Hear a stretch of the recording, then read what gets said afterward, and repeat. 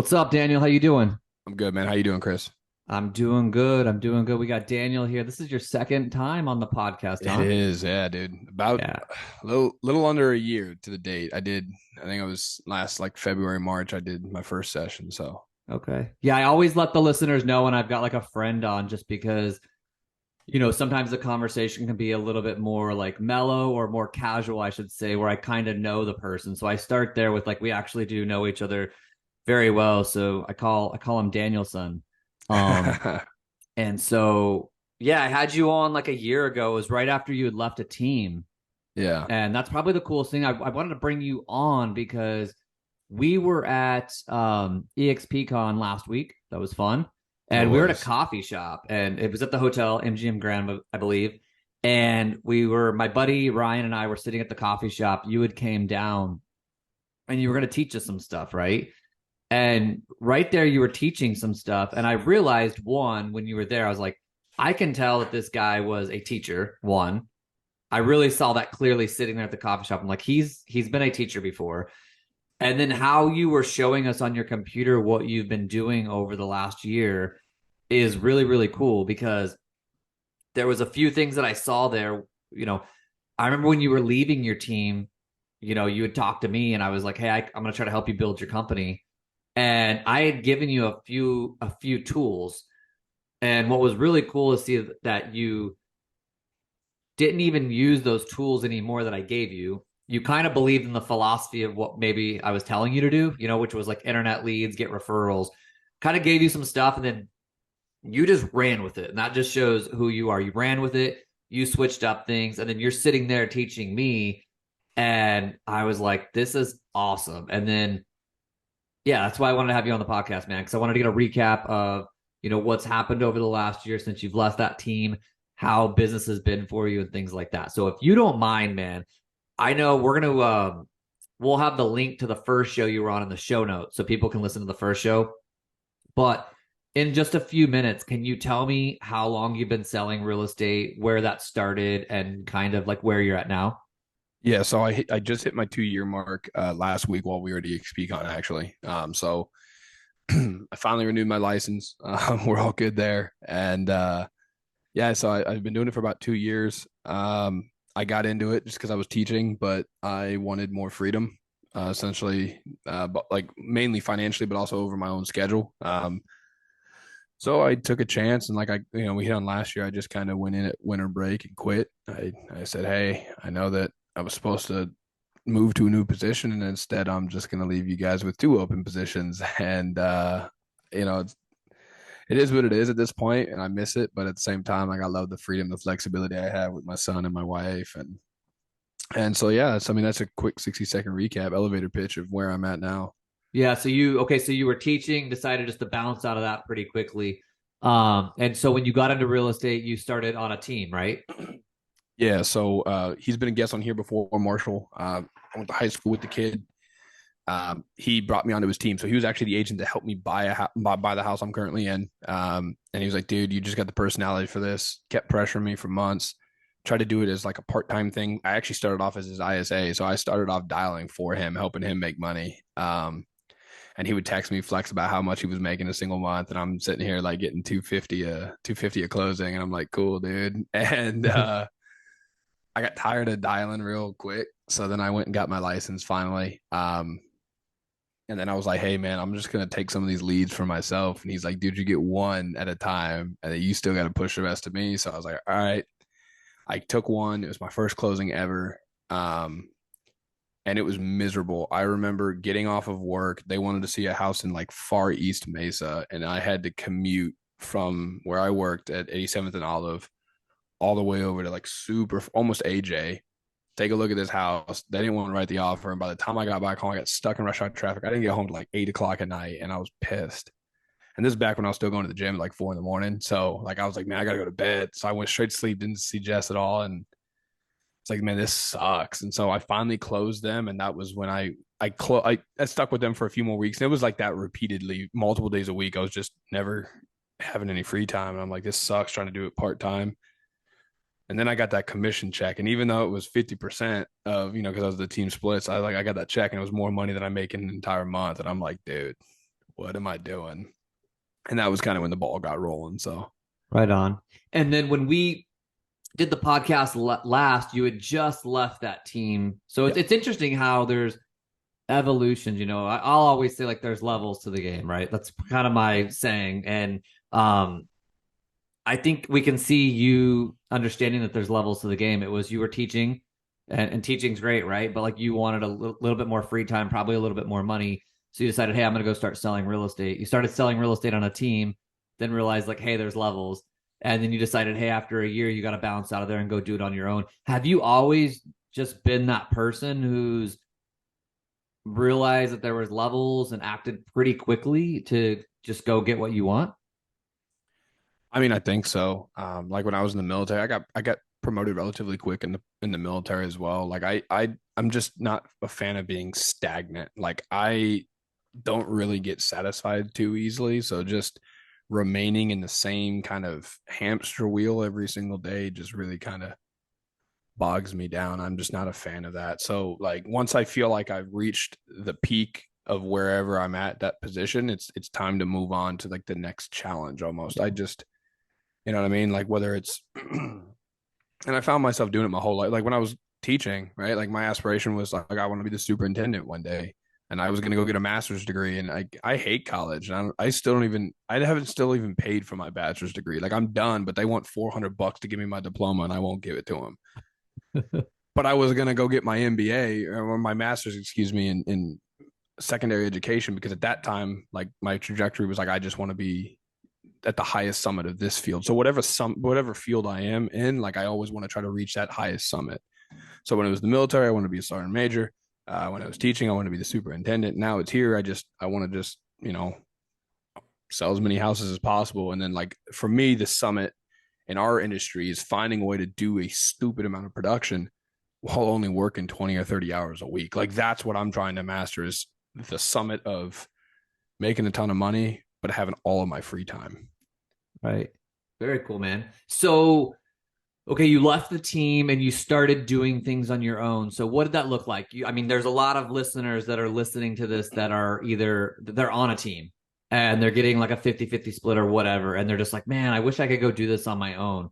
What did you, what did you go do specifically? Like, what did you go do to create your own business, build your business, and keep Yeah. it all So together? yeah, we sat down, you opened up, you pretty much explained to me what PPC was, and I realized real quickly that it's the same thing as all the other lead gen sources. It's just I'm doing it myself instead of paying Realty.com or paying Zillow.com or Bold Leads or whomever it is. And so you gave me the playbook and I just started throwing money at it. Literally every penny I had at that point. And yeah, I mean I started doing it and then it was just a matter of playing around with it and figuring out what worked for me and kind of what was my way of doing it. Because the way that you do it is worked, right? But I've been saying this for months to you. I think it's really inefficient. And so like I wanted to do it in the most efficient way because unlike you, I don't have the massive referral game coming in. Like I don't have deals on top of deals coming in from referrals and past clients. Like I don't have a huge sphere from past clients. I don't have um even my personal sphere. I'm not really big on marketing too. It's something that I need to be better at, right? Like I don't market to my personal sphere on a regular basis. And so I was all in on pay per click. And so I just kind of did trial by error and failed forward with different things until I found like a rhythm that worked. And then once I found that rhythm, dude, I just hammered it until I just started getting consistent closings. What's that rhythm look like? I mean, because you closed, I think you said you closed like 22 22 homes strictly, yeah, 22 strictly from PPC this past 12 months. Yeah. and then like 28 total. Yeah. 28 total over the last 12 months. I think it's 29 now, but God. yeah, 29, 28, 29 with 20, I think it's like 22 from PPC. Dude, And that's a lot of homes. it doesn't feel like I'm I know, actually, but it is. Like I talk to a lot of realtors, and that's really something that, you know, we talk about often. I'm like, that's a lot of homes. I mean, to think like you own your own business and you've got to go generate your own leads and you've got to convert them and you've got to show them homes or sell their home and you've got to close it. Like, I mean, to pull off being able to go find 29 people, bring them in and have them trust your process and then give them keys or sell their house. I mean, that's a lot to pull off in a year. I mean, I appreciate it, but like I said, I wanted to do, my goal going into the year was about 40 to 50. So I obviously came up short. So what we're doing this year is we're moving the goalpost even more, shooting for a bigger target this year. Cause I think it took a long time to get those systems dialed in, which would, kind of what you hit on. So like what it was is just figuring out the rhythm of when to call, when to make sure I'm reaching out to them, getting follow-ups. And I've been a big harper on really big, you know, uh, salesman for Sierra Interactive and GGMS specifically, right? So I think it was about April timeframe. I was using your initial systems. I was using your stuff, and I had a pain point. Like I had more business coming in than I could manage, right? Like I was juggling being a brand new father. I was juggling all these new leads. And so Dave Z, he was talking about this new system he started using, which was GGMS. For those, it's Gallagher Group Marketing Strategy or something like that. And I sat down, we did a Zoom with Dave. I saw it. I'm like, yeah, I'm switching to this. And so without even thinking about it, the next day I made the move, right? Like I moved everything over. I didn't really worry about the growing pains, which the growing pains were rough. Like in that change, I think my cost per lead got up to like $60 a month or $60 a lead or something like that for the PPC. It was tough. But like I don't know. I'm a big believer in trusting people who are already doing what they're doing. And so then I got GGMS implemented, started relying on that. But then again, I hit that point where it's like, all right, now I'm getting these leads, but I feel like I'm not working hard enough. And I feel like I'm not being as efficient again that I should be. So then I started playing around with different systems again on how to maximize GGMS instead of utilizing GGMS as the sole converter, utilizing it as an asset, but still understanding that I need to be the converter. And so once I figured that formula out, which is calling pretty regularly, and allowing GGMS to pick up the crumbs, that was when I saw the conversions start really moving. I like how you said, you just trust people and follow that process. I was having a conversation, actually two conversations with realtors over the last 7 days, and they were telling me how they wanted to basically like build their own stuff. Like, oh, like I can More, save a more little power bit. to them. Yeah, like I can save a little bit of money if I find my own VA and I'm going to set up these systems. And we were talking, both these people, I told them, I'm like, you really need to find people who have already did it. Just, like that's what I love about just real estate is everyone's so open to sharing. And just go find someone that you look at them and you're like, hey, I believe them. One, like I believe they're really doing this. This isn't just stage talk. Like they'll really break down the numbers with you. You can trust them, and you can kind of look at them and say like, hey, if they can do it, I can do it. And that's not a rude thing. I mean, that's what a lot of us do to grow our businesses. Is we look at people and we're like, all right, so like you have that system and the leads, you pay for the leads to come into there, and this is what you do, and that's how you're closing deals. And they're like, yeah. And then the people who just like hitch their wagon to that, just follow their process, they're usually the ones succeeding. And then the ones that are like every day in their office, like tinkering with these systems, I call it a lonely road. It's like a Yeah. lonely road. It's like you have no one. Now that I'm using the systems that you're using, I text you now almost every single day. Like Yeah. you're a little bit IT for me in Sierra and GGMS, right? Like you can call them and ask them, and they're just like IT people, right? Nothing wrong with Mm-hmm. that, but they're IT people who develop a real estate software. Where when I'm talking to you, you're like in the streets selling real estate. So it's like you can answer the question from a little bit different of an angle. But I think where you know, a lot of your success lies from is just like following people and just executing, right? And then if that doesn't work for you, then follow the next person and build on it. And I've seen you do that really well. So what is your explain to me what your process is, Daniel, like on a Monday when you come into the office, because internet leads can be something that can come in so fast, and you can look in your system and there can be 1,400 of them. You could be overwhelmed if you don't figure out how to get on offense. And so what does that look like? Monday, you come into the office. What's your day look like when it comes to internet leads? Yeah. So my mornings still aren't super structured. They weren't last year. They're still not this year. Like I don't have this. I wake up at 4 a.m. and I meditate. I don't do any of that still. Um, Kind of wake up when I wake up. Well, Alex uh, Hermosi says a really good thing. You follow Alex Hermosi? I do. Yeah. He says it's interesting how all these people who have somewhat made it get all these weird morning routines and then act like that's what got them there. And they don't Yeah. tell you what they really did to get there. And it was just wake up and get to work. Now, That's I I do mean, some things to keep myself healthy, but I like that. I actually really, even though I have a pretty strict morning routine, when he posted, I was like, that's fair. We post these morning routines and it's like people think like, ooh, if I do that, I'll be like that person. And you're yeah, like, really? I'm like, man, if I go back to my 22-year-old self, I just woke up in the morning, was like, I gotta get after today. Like, I that's don't have and time to do all this stuff. that's the kind of the stage I'm in. Like I don't know that guy's name, but is that blonde dude that's all over social media talking about like at 4 in the morning. I'm waking up doing a book on speed reading 440. My wife and I are active meditating on a treadmill. Like, dude, all right, cool for you, and I'm happy that you and your wife have something that works for you. But like, I don't have that kind of luxury right now. And could I get up at 4 in the morning? Yeah, but like, I don't want to. I would rather wake up at 6 a.m., 7 a.m. with my son, take him in the morning so my wife can sleep in because she's the one who gets up with him in the most of the night. And then whenever she's finally up and ready, that's when I move into the office. So like sometimes it's 8:30, sometimes it's 10. Like it just um, whenever she's done, that's when I come in. So the rhythm is whenever I get in the office, first thing I do is open it up. One thing I did pick up, I don't check emails first thing I do. I don't remember where I read it, but I read something a while back. Like your first 90 minutes is your most productive. And so it was like, if your first 90 minutes of the day is like one of the most productive times of your workday, why do you spend, 45 minutes of that cleaning out emails and responding? So I don't do that. Like the first thing I do is I open up Sierra, which is my CRM, and I check all of my current tasks, right? So I check to see if there's any, I have a system in place. So I have a full-time VA who responds to all of my leads for me. Um, Sometimes she'll respond and then that lead won't ever respond back. So we have a system in place that whenever she responds to someone, she tags them. And then that tag creates a task for me that I have to manually check them the next day. So the first task I do every single morning is I check everyone that she responded to see, is there anyone that like, okay, I probably should call this person immediately. Should I just let the system do its thing? Like I need to just manually check, see what that conversation looked like. Because most of the time I'm not having those conversations with them. And then from there, I'll go through. So if I need to call that person, I'll call them, right? If it, let the system do its thing, I let the system do its thing.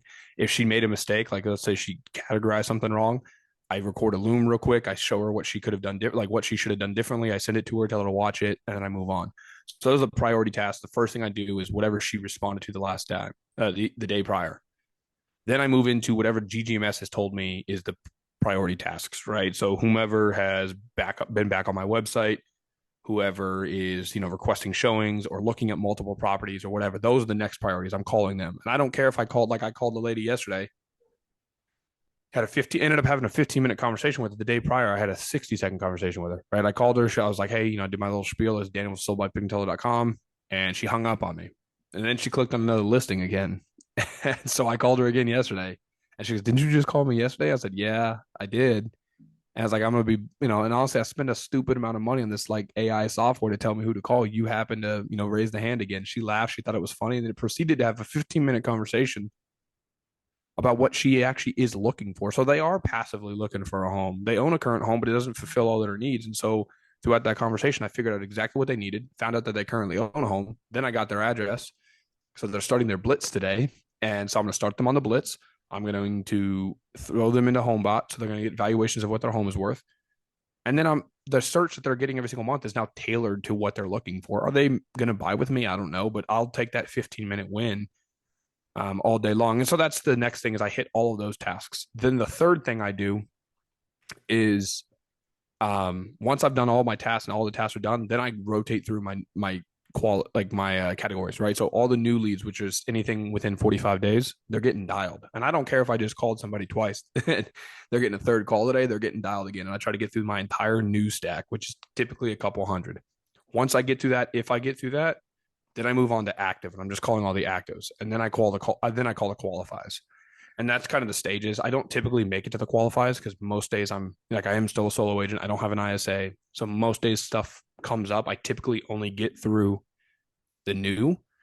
But that's kind of my systems in place. And then at any point in time, if a new lead comes in, like if I'm in the middle of dialing, if I'm in the middle of a task and a new lead comes in, I stop what I'm doing the moment I get the chance to, and then I'll immediately call that lead. Like I am a big believer in that speed to lead. I try to make that first call before the first automated text goes out.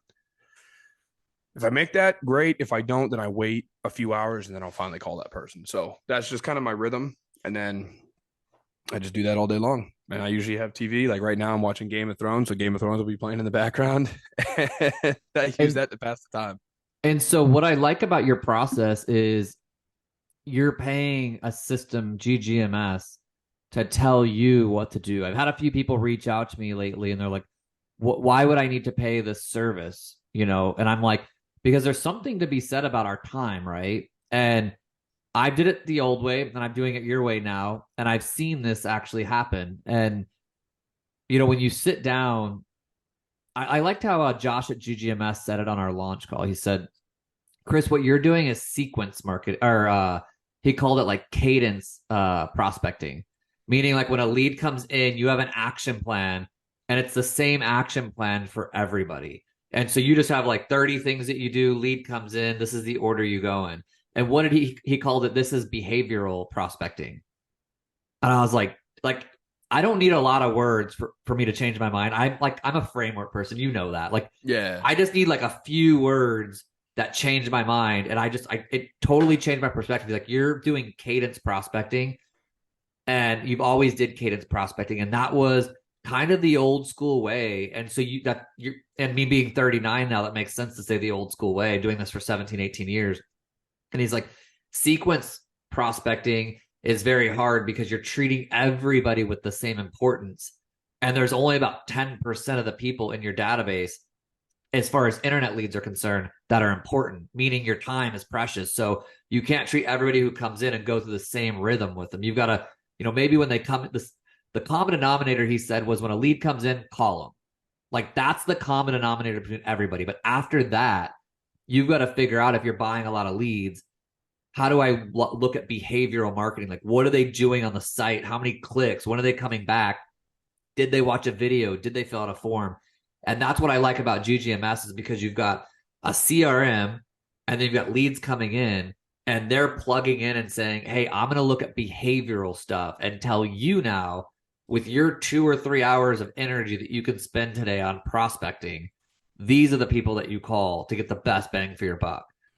Yeah, no, Uh, I see. So I just sat down with Sisu and they were giving me like this demo, and one of the projections that they have is roughly 500 conversations a day or a month, excuse me, is going to lead me to my goals for this upcoming year.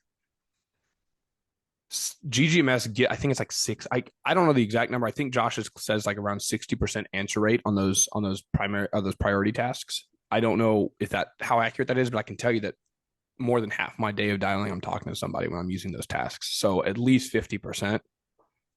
It's going to really increase my ability to hit that 500 conversations I need every month if I'm not spending 4 hours. I remember before I moved over to GGMS, when I was using Follow Up Boss and Real Geeks, I would go 4 or 5 hours without talking to a soul because I was just calling. I didn't know who I was calling. And so I like the targeted who to calls. Like, if I only have to make 500 conversations to hit my goals, why not let somebody point me to who those people are going to be and most likely to answer versus just looking, trying to pluck a needle out of a haystack. Like, I didn't like that aspect of it. My best month was in, I think, July. I think I did like 5 or 6 closings. I worked like 30 hours a week. And it was because GGMS was telling me who to call. And it was just, I did it. So I've never heard of it called as behavioral marketing or targeting or whatever, but yeah, I just look at it. Cadence versus cadence behavioral. versus behavioral. And I was like, dang, like the second he said that, my brain just opened up and I was on a switch. I mean, I was already jumping over to that system, but like when he said it, it just reassured me. And so I like that framework. So, Yeah. I mean, what's GGMS even costing? $500 a month? Yeah. It cost me $500 a month. So that's the stuff where, like I said, I've had, as you know, I have many conversations with realtors a day about all this stuff. And, they'll say stuff like, oh, but it's like $500 a month. And I'm like, do you not know what your time is worth? Like, if you're coming in the office every day for 45 minutes and trying to figure out who to call, for example, like in Real Geeks, Yeah. you can go filter in Real Geeks every day. And you can say, like, you can filter like who's been on my website the most recent, and you can put who's saved the most properties, but it's still not, it's still really cumbersome. And Yeah. it's taking your, like, that in the day, it's two things to me. It's not only time, but it's not time anymore. I was talking to my wife the other day and I was like, hey, it's not flow state, meaning it's not time. Like I could talk to you for 3 hours, bro, and it doesn't feel like any weight, right? Fun conversation, 3 hours. Or I Yeah. could do trying to find in my CRM who to call for 12 minutes, and it feels like it was 9 hours. Like my battery went so low. So it's like it's not how much time stuff costs. It's are you in flow state or not? Like, does that burn your energy really quickly? And the goal is to come into your office and be kind of inspired to call these people because you're having to like figure out who to call for 35, 40 minutes. Not just like whoop, like just burning your energy quickly. It goes into that book. 10x is easier than 2x, right? Like I'm almost done with it now, and it's what's like figuring out who to call is my 80%. Like I'm not. Why would I spend my time on that when my 20% is going to be the dialing? Like that is my bread and butter. That's what I'm good at. That's what I succeed in. So yeah, I don't know. You that conversation you have a lot with a lot of agents. I mean, you did that with me yesterday. I texted you and told you I was sitting down with Sisu, and I said, dude, it's just so expensive. And you're like, yep, $500 a month.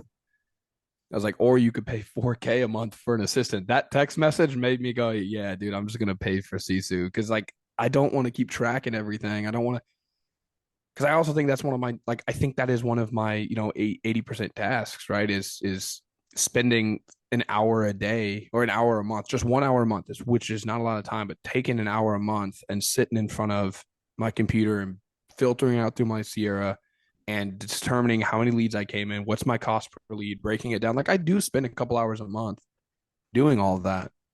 Sisu just makes it click, click, click, and I get to see the spreadsheet and I don't have to do anything. And so freeing up my time, like what's an 80% task? Like that's an 80% task. That's an extra hour an hour and a half I could be doing prospecting or working on the next big thing versus, doing medial tasks. And I don't want to have to train my VA how to do it. Like just let Sisu, just let automation do it, which is where I'm headed, right? Like I'm trying to implement as much automation as possible in my life to free up as much time as possible.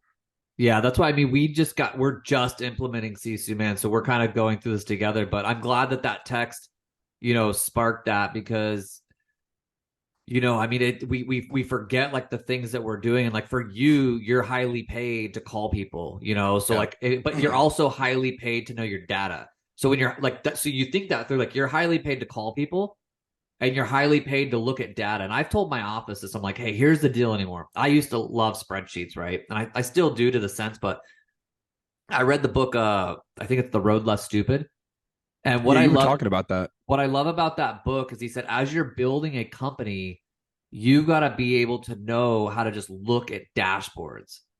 And that's why I'm getting Sisu. Dave's told me for a long time, like one of our friends, Yeah. he's like, hey, you know a lot of your numbers on the back end, meaning like you could track all your closings, where they came from, like closing and on, you got your numbers dialed, but you don't have like your sales funnel dialed. Like how many people answer the phone? How many appointments do you go on? How many appointments does it take to get a buyer consultate or to get a buyer contract signed? How many buyer contracts Yep. to get someone under contract? And that's where I started thinking. So Dave's been telling me that for a long time. And then I read the Road Less Stupid, and the guy, I mean, he's has run some really uber successful companies. He said, as a business owner, you've got to start learning how to just look at dashboards, and you can't get lost in the weeds under the dashboard. Meaning there's a lot of things going on in the day to get that like number. And you just got to be able to like look at that number. So for example, me, I've got like 3 different businesses that I run. And so I've got to Yeah. now like with my time, I've got to look at it and say like, show me the dashboard on that one, show me the dashboard on that one, show me the dashboard on that one. And like, what do we need to do more of? But I can't get lost in the weeds of like, how did we get to these numbers? And I think not having Sisu, there would be times where I would text my wife or call her or do whatever, meet her, talk to her in our CEO meeting. I'd be like, hey, I need you. I mean, we were doing this so clunky, man. We had all the data, but like she would spend 2 hours to get me what I need. I'd be like, hey, can you tell me how many PPCs we closed this year? And And then she'd you're get manually doing the math instead of just opening a so we spreadsheet. had the data for her to get it, but like she would spend 2 hours and be like, yeah, let me get that for you. Then I'd email her and be like, hey, can you tell me what our average price point is? And we would go on. It would always be these things every month where I'm emailing her stuff, and her time is precious, right? And so I started even Absolutely. thinking, I'm like, my main person who gives me that data, it's not me. So I wasn't protecting my time. But I started looking at, I'm like, I have to email Brittany 4 times a month for like data. She has to spend 2 hours to gather it up for me and sends me a little email. And I'm like, that's not like I That's could not spend efficient. I could spend $500 and protect her time. So even when you have, people helping you, you still got to figure out like what's the best use of their time. And if that's not the best use of your time, you got to move on. But hey, what is Sisu? Explain it. Yeah, so it's just a is I mean, I'm obviously a novice at this because I just went through the demo, but it's essentially a tracking system that dials into your CRM, right? So it integrates in and it's going to give you every number you can possibly imagine, right? Like how many, so it'll track how many times you've made a dial, and then it'll track how many, appointments you've set. It's going to track how many deals you've closed. And so once you put in data, right, you'll be able to bounce back and it'll tell you, okay, hey, because of how you're currently doing, right, every 100 calls, you set 5 appointments. Out of every 5 appointments, you get one deal. So if I want 5 deals a month, I need to have 500 conversations to hit that 5 deals a month because it tracks it through that. And then the more you utilize it, the more you properly, tag things within your CRM, it integrates into Sisu and you'll get the most accurate numbers, which that's why I want to do it. What you just says, like, I don't know what I need to do to produce. Like, so last year I came in, I wanted a goal of like 40 to 50 deals. Like that was my thing. I just didn't know what I was doing. I just called all day long, hoping I could find 50 deals. And I didn't think that I thought it was possible. And then as the year went on, I realized like I wasn't doing enough. Then we had a conversation a few weeks ago, right before EXPCon. I called you on a Saturday and you talked me out of buying a house and you Yes, I instead helped did. me talk. You talked to me. I mean, I was already pretty much committed to not doing it, but you kind of helped solidify the I was idea. But helping you then recommit that you weren't doing it. Yeah. but then we talked about your goals, right? Like, and so my wife actually built me a board and it's got 100 houses on it. Every 3.65 days, I'm supposed to move that key. So I rounded up to 4. Every 4 days, I need to move my key and I need to, that's my tracker. It's a great visual aid to say, oh, I'm behind schedule, I'm ahead of schedule. But then what I started realizing, and this goes all the way back to, sometime last year, earlier in the year when we had a conversation about, real estate acts on a lag, right? Like I can do everything today, but I can't necessarily force people to buy a home. But if I know I made my X amount of calls, then I'm working towards that goal. But what's that real X? Like that was the epiphany moment. It's like, what's that X amount of calls? Like I just have an arbitrary number of 100 calls a day. But like, is it really 100 calls a day? Is it 200 calls a day? And so that was when I had that epiphany moment. And then that's when I was looking into Sisu and they're like, hey, this, I'll be able to break all this down for you, know exactly how many calls you need. And so then I have no problem throwing money at my PPC budget. I mean, I convert it, but I don't want to overspend on it if I don't need to. So Marshall asked me at EXPCon, do you really think you can hit that goal this year at your current ad budget? And I said, I don't know. I said, I think so because I'm not, I'm not being as efficient as I need to be. And I do think that I can close probably 50, 60 off of my current budget. I do think to get to 100, I'm going to have to increase my budget, which I'm fine with. But before I throw money at it, I want to know where I need to be. And so that's why I'm implementing Sisu is I'm going to have Sisu come in over the next 90 days. I'm going to just stick with my current budget, make sure I'm hitting my tasks, hitting my calls, doing everything I need to do. Then I'll have an idea of what I need to get, what I need to accomplish. So then how many leads come in to actually get a conversation, and then I can backwards plan. Then I know what my budget needs to be, and I'm going to throw that money at it. And then, so I think it's going to take me roughly 90 days to get the data I need. And then, so I expect kind of a slow ramp up. And then, the last, 9 months of the year, I'm planning on going all in and really shooting for that. Because like I told you, like I'm shooting for 100. I'd rather shoot for the moon and land amongst the stars. And that's that 10x mentality is, if I'm doing work to get to 100, I'll probably end up at 80. But if I'm doing the work to end up at 50, then I'll probably end up at 20 or 30 like I did this year. And so I want to make sure that I'm setting the goals, but I don't want to walk through life aimlessly. Like it's kind of like the way I produced last year was, hey, I want to get to 50 goals. So it's like, hey, I want to, come over to Chris's house. He lives in that direction, and then just walking north, trying to aimlessly find you instead of opening up my map and letting it give me step-by-step instructions.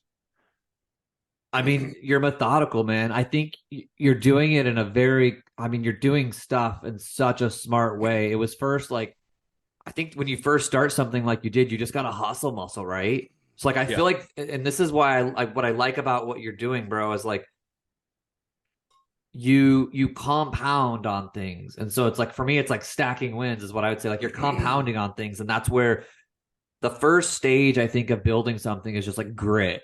like someone just like get in and like just put in the hours and just get gritty with it. Okay. And then Absolutely. you got gritty with it. And then you're like, hey, I think I need better systems. You switch the systems you were using. You found out like calling aimlessly whoever's not the right one. Then you got Sierra and GGMS. So you made that. So like all the little like 10X's that you've made in the last year, like you started, you got gritty at work. About 2 months in, you're like, this needs to be better. Then you got a different system. Like that's like a new hammer, right? You got a different tool that you needed to use and you got that. And then you've been doing that now. And now you're looking up and hey, I need to track my numbers. And why the Sisu conversation came about was one, that book, The Road Less Stupid, Knowing Your Dashboards. I'm trying to go the direction of more of like over the next 3 to 5 years, I see myself being more of just like the CEO of my company and not like the active realtor producing all the income. 100%. And then so I was like, okay, I need to start having more dashboards to look at.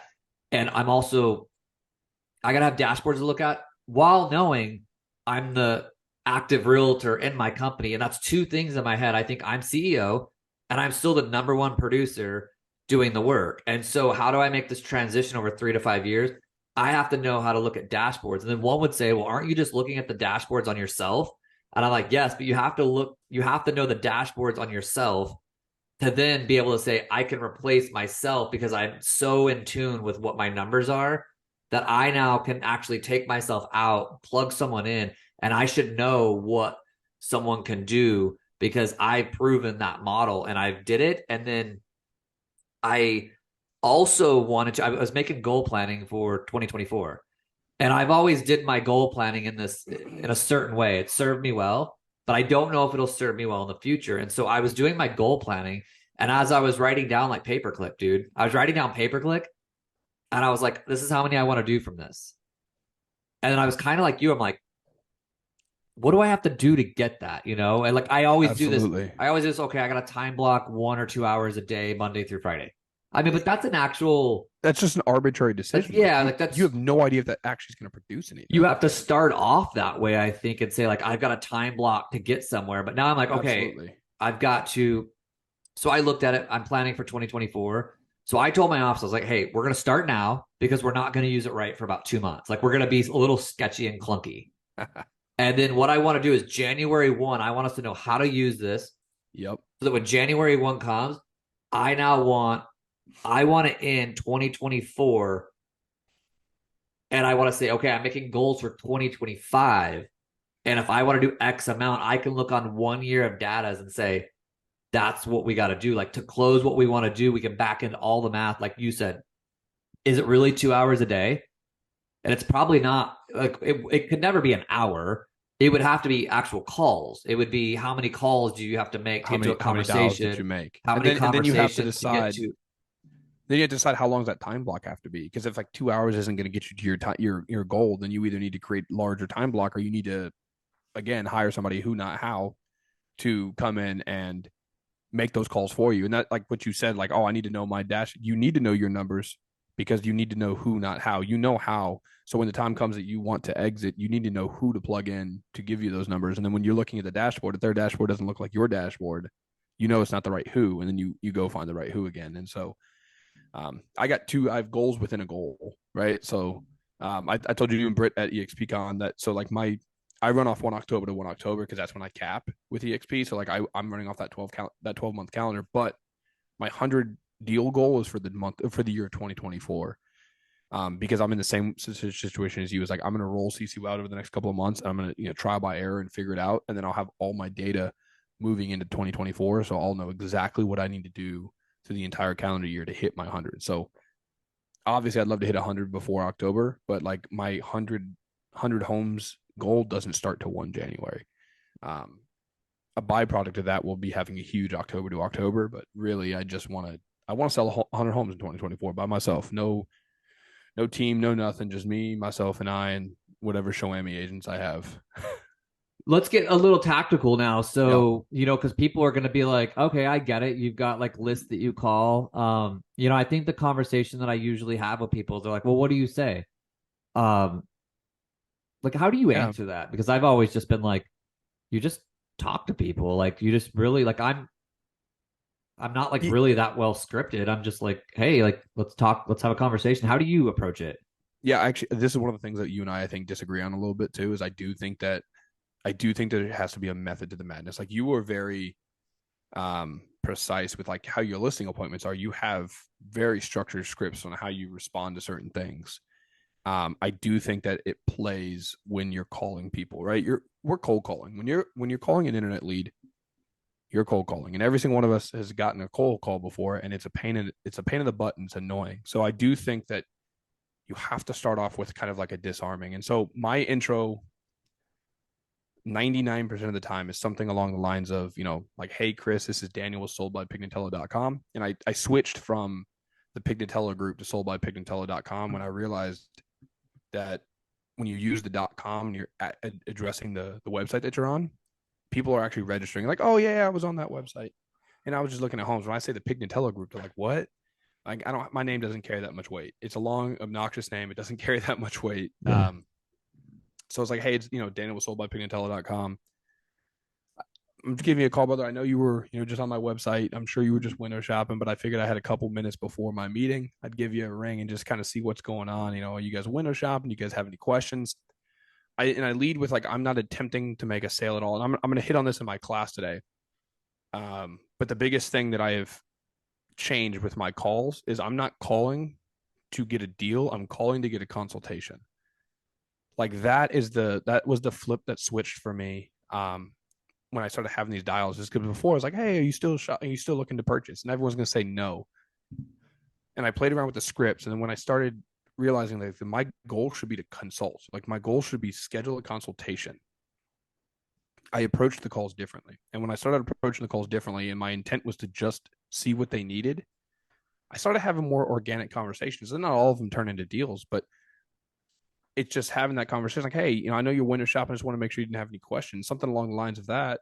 People are engaged like, oh, no, we're just kind of shopping for the future. And like, that's what they all say. And I say, hey, fair enough. Like, is this or they'll just say, hey, I'm just window shopping. And I'll say, okay. Like, is this like a window shopping for like a future purchase? Were you guys just killing time at the doctor's office? Like, I'll ask it like that. I want to get them digging in. Um, they'll say, maybe a future purchase. Then I'll ask like, okay, what's your current living situation? Like, are you guys renting? Do you guys own? If they say own, then I'll say, okay, super cool. Like, is there something that your current house just maybe doesn't have for you guys? Is that why you're even window shopping? Or if they say, oh, I'm renting, when's that lease end? And my goal of every call is to get as much information as possible and to schedule a consultation, never to close a sale on that call. I don't think I've ever done it where I've sat on this phone call and someone's like, oh yeah, I want to buy a home right now. Like there's always has to have been some sort of sell job on myself. And so I'm not going to sell them on me in a 5-minute phone call when I'm just cold calling and they don't want that call anyway. Instead, I'm just going to answer some questions and gather as much information as possible. If I can find out they're a homeowner, cool. I'm looking them up in Monsoon. I'm going to add them to my mailer list. If their lease is ending, I'm going to throw that information in my CRM and I'm going to create a manual task, 90 days, 120 days before their lease is supposed to end. I'm going to make sure I'm calling them again. I'm going to re-put them on my 11 call list. And I'm going to call them 11 days in a row to try to get them on the phone again. I just want as much information as possible. So then when I have to follow up with them in the future, I at least can kind of remember them and we can have an actual educated conversation versus, just trying to get a sale. Because if you're just going in there to try to get a sale, they're gonna put their guard up. They're gonna know that you're just trying to get a sale, and then they're gonna hang up on you. And you're never gonna talk to them again. Versus the other way. So And so your goal is to get them to a consultation. So what would the ending of that call sound like? Let's say you had a really good call with somebody. Where would we go from good conversation to let's go to some type of it, consultation? How do you bridge that it's gap? yeah, it's gonna be 100% dependent on their situation, right? So if they own a home, if they're already in a home and they already own and they're just window shopping, I'll ask them. And this I get this from exactly what to say for real estate agents. This is my favorite phrase. If you have not read that book and you are in this industry, you need to read that book. It's like $15 on Amazon. I will always ask, how open minded are you? That is my phrase. Whether it's whether they're leasing or whether they're a homeowner, I say, okay, how open minded are you guys? Maybe hopping on that a strategy call and going through just what the options are, right? And obviously, there's a whole conversation that happens up to that point, but I want to see where they're at. So like if they're leasing, I'll say, hey, I know you guys don't, I know you guys aren't, out of your lease for them 8 months, but making sure that we're prepared for that is important. Like how open minded would you guys be to hopping on that, strategy call now? And that way we can just lay the roadmap out. So you guys know exactly what you need to do to be a homeowner in 8 months. If they own the home, it's like, hey, how open minded would you be to popping on and, having a strategy about what that next home could look like, just so we're all on the same page. And that way I don't waste your time sending you stuff that you're not interested in. Some of them will say yes, some of them will say no. I don't push it too much, right? So like that's the other thing is I'll ask the question, and if they say no, I'm good, I'm not interested right now.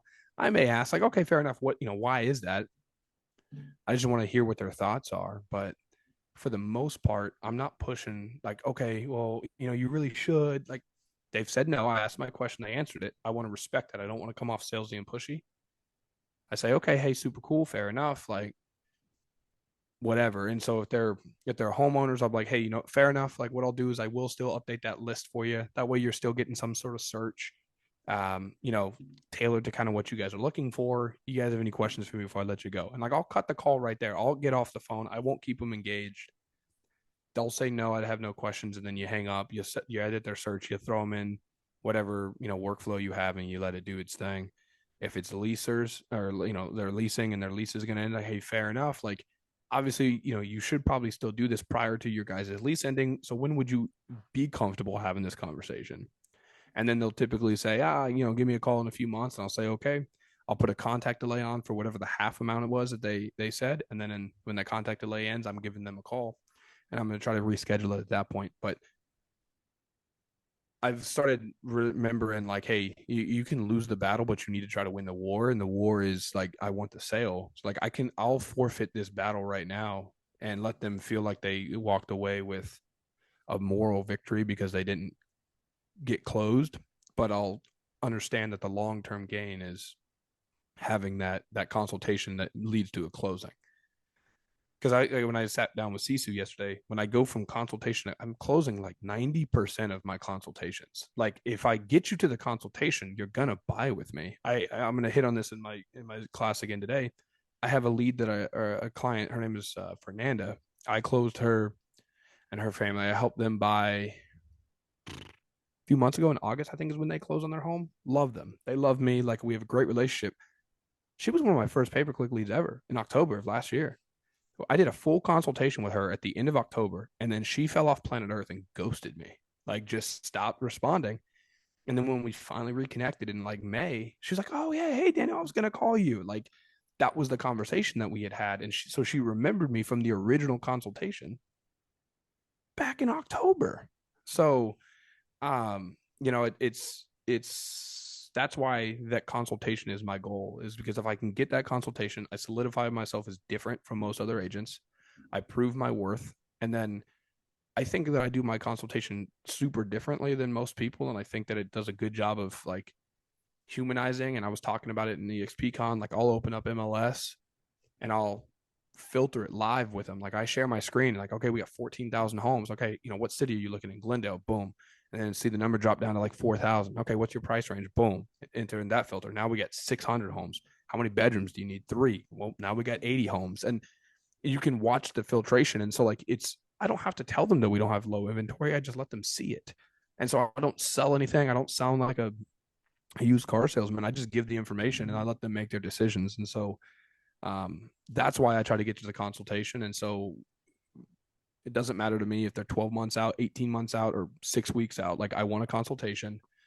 That's the goal. And then from there, we just move forward. What's the consultation? I mean, is the consultation just via Zoom and you're just going over like Yeah. what's in the MLS, or are you talking about how to buy a house, or what? Go into more detail on that consultation. Yeah. So my rhythm is phone call to consultation and then consultation to pre-qual with lender. And then we do a second call. Um, Sometimes it'll be on Zoom, sometimes it'll be over the phone, but we do a second strategy call once we actually know their price point. But um, so it's twofold. So it starts off, I have a actual presentation that I go through, and I don't click through the whole thing, and I intentionally do it. I intentionally have the entire slide deck, but I intentionally like, hey, we're not going to waste your time with all of this. We're just going to skip to some of the certain things. And so before I even start, I ask them like, hey, how much do you know about buying a house? And I let them answer. And depending on where their answer's at and their confidence level is where I'll skip to in my presentation. Right. I'm not going to bog them down. If they're buying their third home, I'm not going to bog them down with what the entire process looks like. Right. Like I'm Right. not going to sit here and give you a 20-minute spiel about the due diligence period. But if this is their first home, then okay, I'm gonna bump into that and just at least have an elevator pitch of what they expect with buying a home. The biggest things that I hit on during the consultation is how I differ from most agents, right? So I sell the fact that you get showings whenever you want because I utilize, a service that allows you to have showings. So whenever it works for you, you get to go showings, and I'll never let you miss out on an opportunity to buy a house because I had a conflicting schedule. And so when and I mean it, like I don't want you to miss out on a house because I got to babysit my kid. Well, I don't really babysit my kid, but you know what I mean. And so that, I mean, I do that. I sell myself without taking shots at other agents, but I'm making sure that I'm selling why I'm different. So when they do run into another 4 or 5 agents in the time between when we do the consultation, whenever they're going to buy, I have solidified myself as different. So then when they do, even if they run into another agent that maybe does a consultation, their consultations are like, what is this compared to what I did a few months ago? And then when they ask them questions, we're like, well, what if can I see homes whenever I want? They're probably going to say yes, but it's not going to be executed because I've given you the plan on how I do it. I talk about like my bins. I set expectations right then and there on the due diligence. Like I am very adamant. I don't want to be nitpicked. Like I don't want to nitpick sellers. So like I set the precedent right there. Like when we do our inspection, like, dude, we're not asking for carpets and walls. Like I'm not putting my name on that. And if that's how you want to operate, I'm not the agent for you, but I'm not jeopardizing a future client's deal because I was the agent that nitpicked on a Benzer just because you wanted them to replace the carpet. Like that's home ownership, brother or sister. Like I'm not. And so I set that there. So I like to set all these expectations during the consult. So when we get to them in the inspect, like during the actual escrow, it's not a problem. Like they're like, oh, I want the carpets changed, but we had this conversation. Like I'll still put it on there because that's my job at that point. But we've had this conversation, and then I can be a little like straightforward with them. Like, dude, we've talked about this, and it is what it is. But that's the first portion, and then the second portion is opening up MLS and actually talking strategy and saying, okay, like, hey, now we've talked this. Now let's get fun. Like, let's open up MLS. Let's talk about it. I use this software called TopHap as well, where it's a heat map. So like they're like, oh, I want to buy a home in Surprise for 300,000. I can open up this heat map and you can see certain sections of Surprise are worth more. And it's like, well, if you want to be in a $300,000 price range, you're probably going to be in this little small section, and I can filter it by square footage. And so that's a cool visual aid too to show them like, what you're asking for doesn't exist. You And know what? You know what's really cool, man? Is like I am noticing by interviewing a lot of agents that the ones that are doing good amounts of transactions are the ones who know how to have consultations. yes, I feel as if a lot of people, it's just like they get a lead and they're like, we want to buy a house. And there's like, okay, cool, let's go. Like, which houses do you want to go look at? And I'm not saying that you couldn't go look at a house to convert that lead, but like you still got to figure out if you're going to show a house out the gate, that's got to be absolutely. just to build the relationship to get them back to the consultation. And I've noticed that with you that you're very firm on that stuff. And I mean, just a few examples for me is, I mean, like when we were at EXPCon, I got, I did two, I call them like buyer discovery calls. And Yeah. so when somebody refers me business or a lead is wanting to talk more, I just do a buyer discovery call. And so, like, for example, I got referred somebody to EXPCon and I called them and I have a form and I just go through this form and it's just questions, like, I'm like, hey, this is Chris Bowers. I thank this person for referring you to me. Let's just have a conversation so that I can best help you out.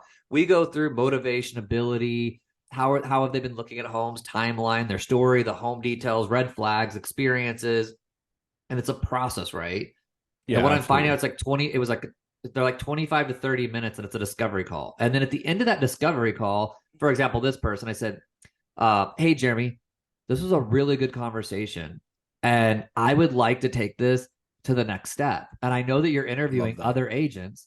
And so what I would like to do is I know your wife, Kristen's very important to this decision.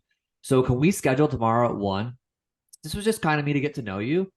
And thank you for all this information. But let's bring Kristen in tomorrow at 1 on a Zoom.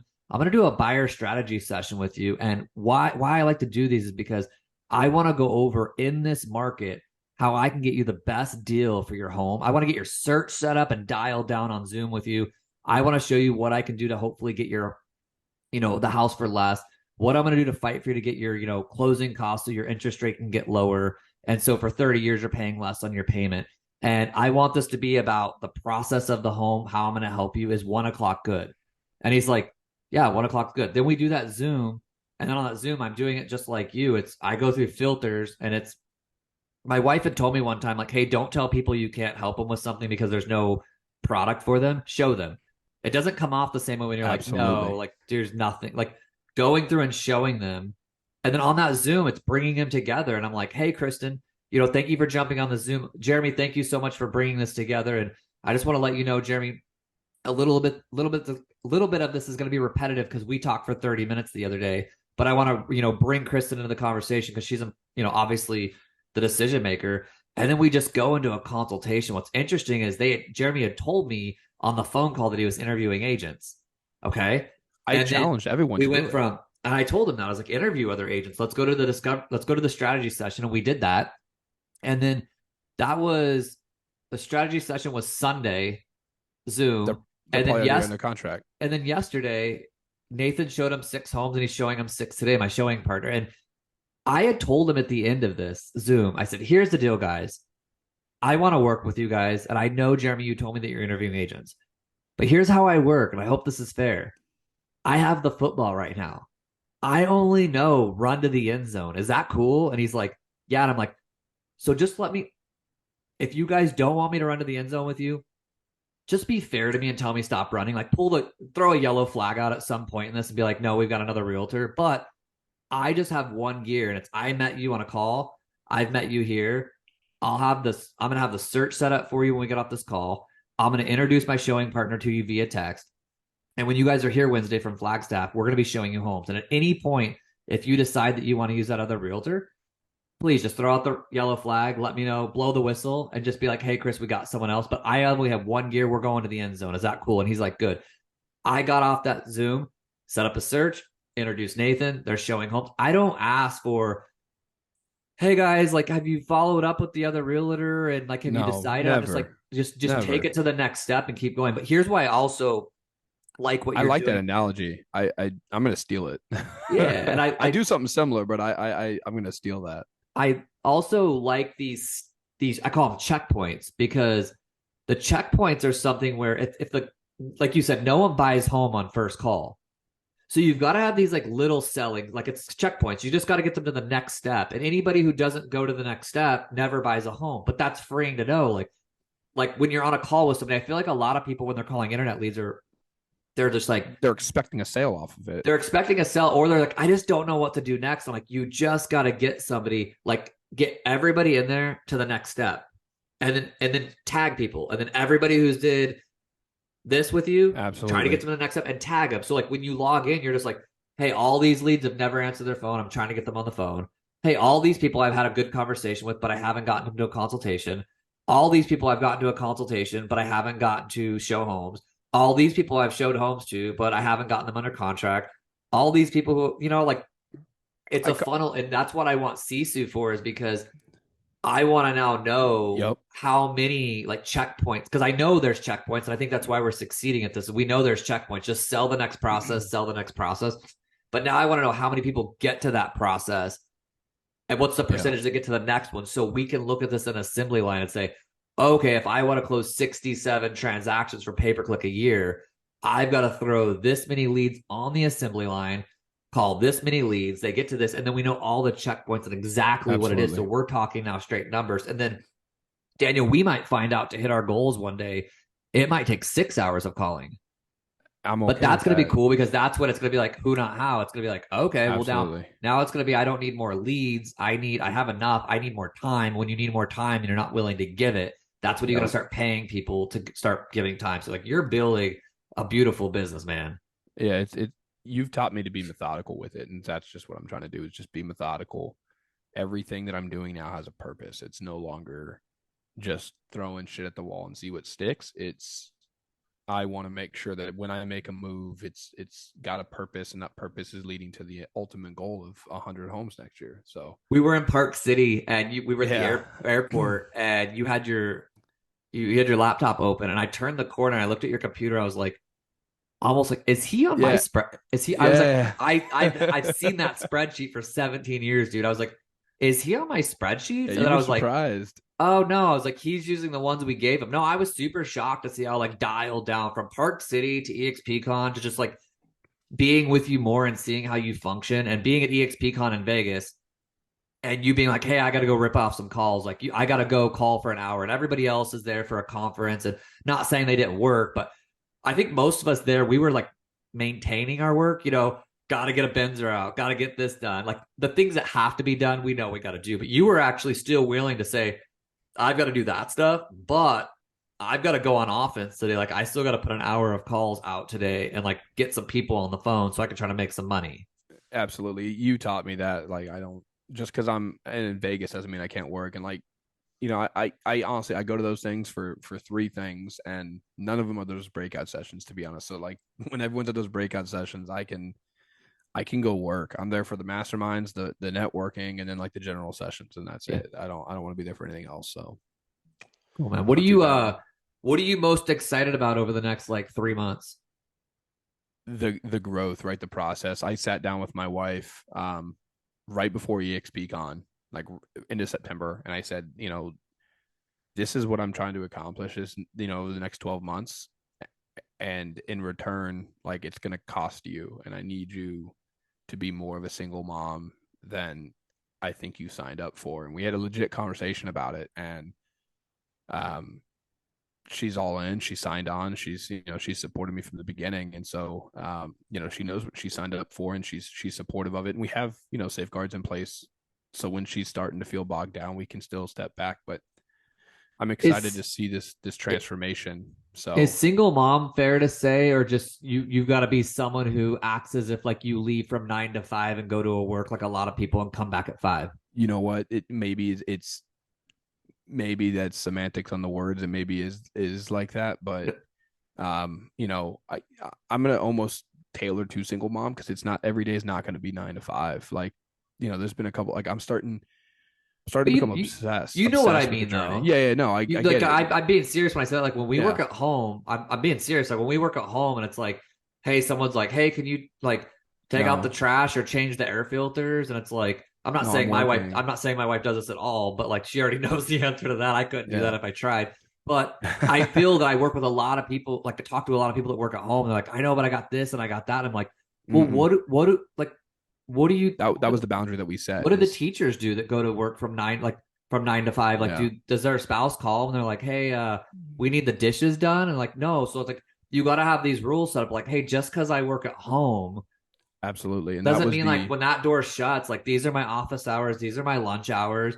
And don't get me wrong, it's like don't get jaded, no, Like there's absolutely. times when like I'll walk out, and I'm gonna go drink coffee with Brittany because it's But early in the morning, or just take a break. But it's just like the overall thought process of the like this the isn't just exception like can't be the rule. yeah, like we can't just like do home stuff all day just because we Absolutely. work at home. So I want to No, make and I wanted to bring that up so that when your wife listens to this, like she knows that I was like saying like, no, you're going to work yeah, and you shut that door right there and you're saying I'm not gonna walk no, out more she's and been more. she's been awesome, and she's Yeah. supported this from the beginning. Like, I mean, when we were living in a 800 square foot apartment that we couldn't afford. So, um, you know, it- it's my proudest accomplishment. It's my marriage, and so it's one of those things where like I had to address that first before I went on this mission. And now that we've had this conversation, we're on the same page.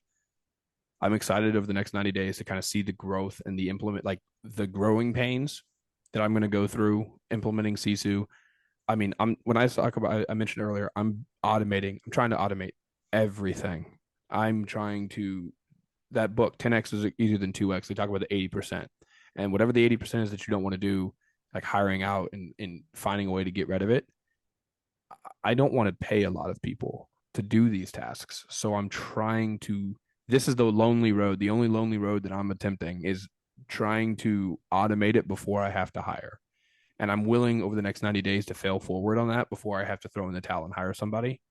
um, his attempt to figure out some automations and utilize it. Like I'm utilizing, I sent you a video yesterday of what I'm doing with Chat GPT and something I'm trying to roll out. We're going to test that. And so my next 90 days, I'm excited to do trial by error, fail forward. And so that way, when January 1 rolls around, like I've got everything dialed in.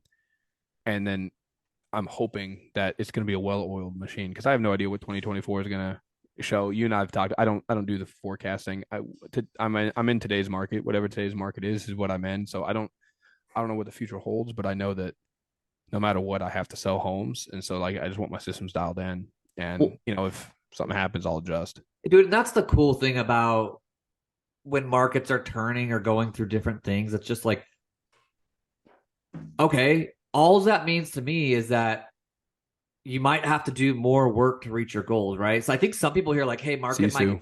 some people might be like, hey, market's getting harder. And it's like, okay, well, then I'm not going to work as hard. It's like, no, like it means you might have to work harder to reach your same goals you reached last year easier. And so it's like, it's really like this personal accountability thing. I've been saying this a lot to myself, bro. It's like, I don't mind when I lose. I No, don't, absolutely not. I care when like, I care when I don't play the game.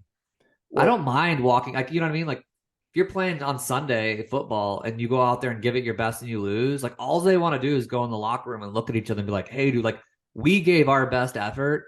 They just won. Like the other team they were just better than us today. Like, we gave all we had today. We, you think everything we that's what got, you think the that's other what team The won. Dodgers did last night? They just, man, they just lost it, huh? But that's where I want to say, like, I think they look and they're like, hey, we did everything we could. We're good. Like, we gave it all. Like, the other team's just better. And I think Yeah, there's some teams, dude, that are just better. And that's where I look at the market. Like, I just look at the market. I'm like, there's hey, some markets that are better for there's this. some years that, like, the market just got better defense than I have offense. And that's how I look at like 2021, 2022 when it was just humming. I was just looking at like, we had better offense than the market. And then Yeah, now I'm like, hey, going into 2024, like the market might be really, really good defense. And we got to like scheme this a little bit differently. We're like, ooh, like they've got a better the market's got a better safety this year. Like they're going to pick off more interceptions. We got to play this game a little bit more proper. But that's how I look at the market. It's like it's defense when it gets harder.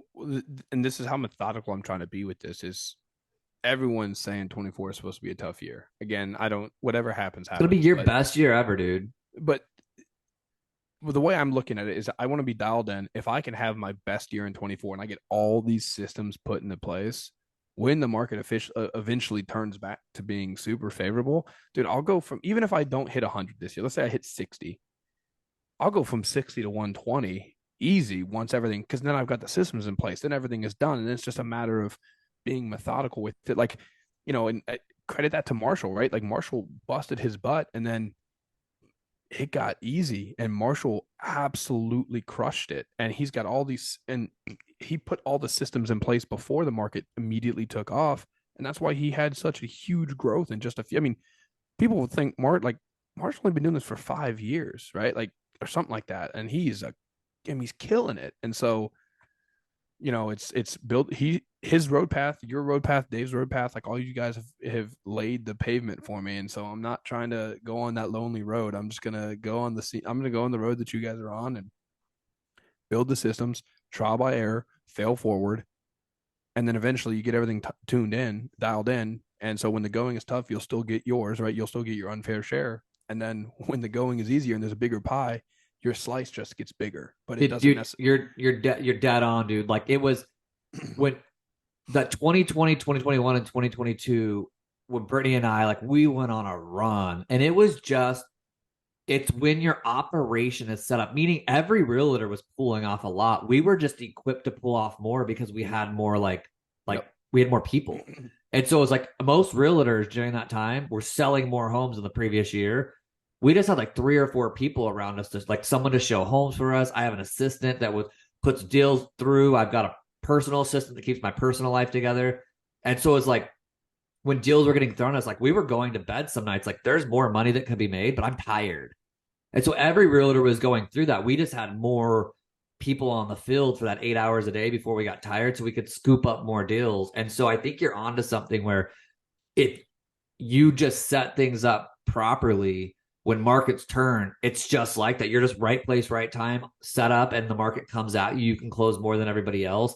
And I also want to leave you with this before we get off that, dude, going from 28 deals to 60 to 70 to 80 can be done in any market, Oh, because absolutely. all I you have believe to that. look at is just how many homes are like, if we legitimately pulled up the MLS and 4 homes sold last month, I'd be like, we got a No, but lot of there's people there's trying to split 4 homes. If there's like there's four or six, five thousand. yeah, if there's 5, 6, 7,000 homes going down, like we should be able to pick up. Someone should be able to pick up two, three, four, or five, or six a month. So, I mean, 5,000 sales a month is 10,000 opportunities. right. You're telling me I can't find five chances out of 10? Like I can't hit 5 out of 10,000. Like Yeah, that yeah, at that point, that and when I look at it like that, that's when I'm like, you know what, you're just not working hard enough. Like there's 10,000 chances yeah. I can find five deals. So we're gonna get out of here, And on man. I that, appreciate your time, but I want to say that you've been helping some agents pull this off. I've noticed. So over the last few months, I've seen agents, call you and say like, "Hey, Daniel, I see what you're pulling off. I want some help with this." So how would someone get a hold of you if they were like, "Hey, I want to know this dude more, or I want to implement what he's doing"? How would someone get in contact with you? yeah. So obviously you can find me on social media. You can email me, or you can. I'm not going to put my personal line. I'll throw my work line on here. You guys can call 602-345-1117. So 602-345-1117. Like that's my work line. Shoot me a text, give me a call if you guys want. Let me know. Like I'll send you my Calendly link that we can, I'll do one-on-one Zooms with people. I have that class today that we're teaching, that we're going to be recording. And so I can get you copies of that. And then, I mentioned this to you. I do want to start, teaching that class more regularly and updating it as I'm seeing different successes. So, you know, just reach out, let me know what you need. And I'm more than willing to share. So Cool. We'll have all your contact information in the show notes. And Daniel, dude, I appreciate your time, man. I'm so proud of you. Just what you've, I text this to you the other day. I said, student, teacher, leader. I love it. You were like, when I met you, I felt like you were student. I feel like now you're in that teacher stage, and I'm looking forward to 2024. That's leader. Like it's I'm a cool excited. transition, man. Student, teacher, leader. I want you to go on that journey, and let me know how I can help in any way. Awesome, brother. I appreciate you. Hey, later, bro. Talk to you later, man. Bye, bud.